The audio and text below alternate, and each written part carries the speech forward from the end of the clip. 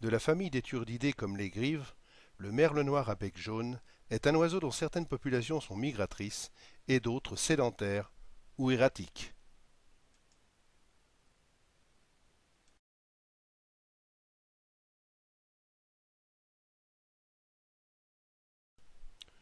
S'il est familier et peu farouche lorsqu'il vit directement au contact de l'homme, les oiseaux vivant en milieu rural sont nettement plus méfiants et prompts à s'envoler pour se mettre à l'abri à la moindre alerte.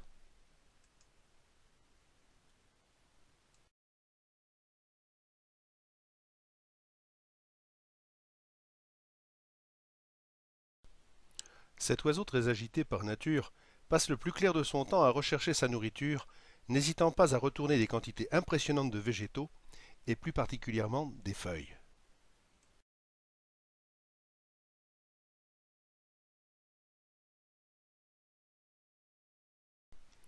Très éclectique, il se nourrit aussi bien d'insectes et d'invertébrés de toutes sortes que de baies, fruits et jeunes pousses tendres.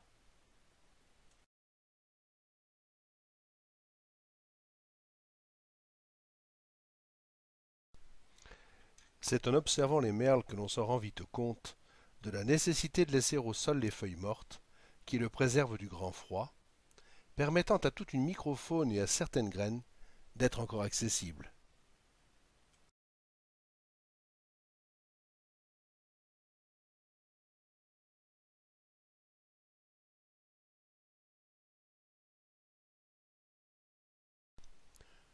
Ne l'oublions pas, le compostage des feuilles renforce le coefficient humique du sol et par là même ses capacités de rétention d'eau.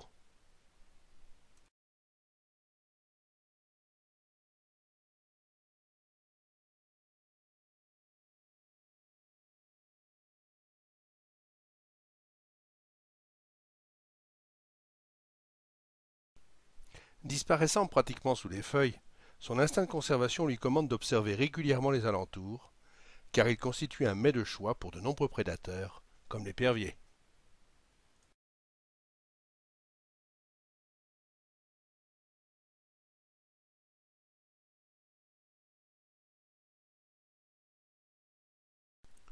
Tout comme les grives, le merle est une espèce chassable, dont la délicatesse de la chair n'a rien à envier à ses cousines, pour peu qu'il soit d'origine rurale. Les oiseaux des villes, dont le régime alimentaire peut être douteux, sont à éviter en cuisine.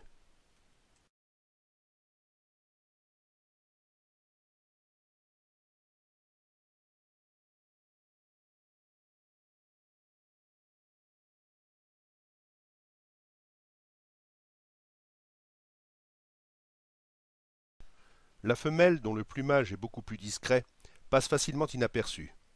Elle présente cependant les mêmes qualités gustatives que le mâle.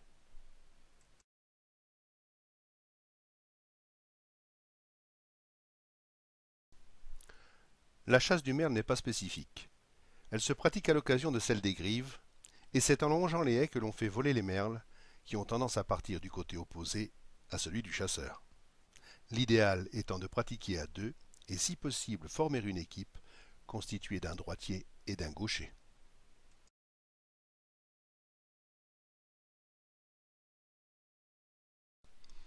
Au niveau de l'armement, un fusil montant bien à l'épaule conviendra parfaitement. Qu'importe son calibre. La charge idéale étant de 28 grammes de grenaille numéro 8 ou 9. Tous les encartoucheurs proposent cette charge dans les trois calibres que sont le 12, le 16 ou encore le 20.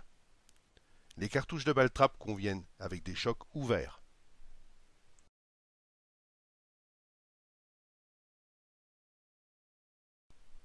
Un chien calme de type rétriever sera très utile pour retrouver les oiseaux.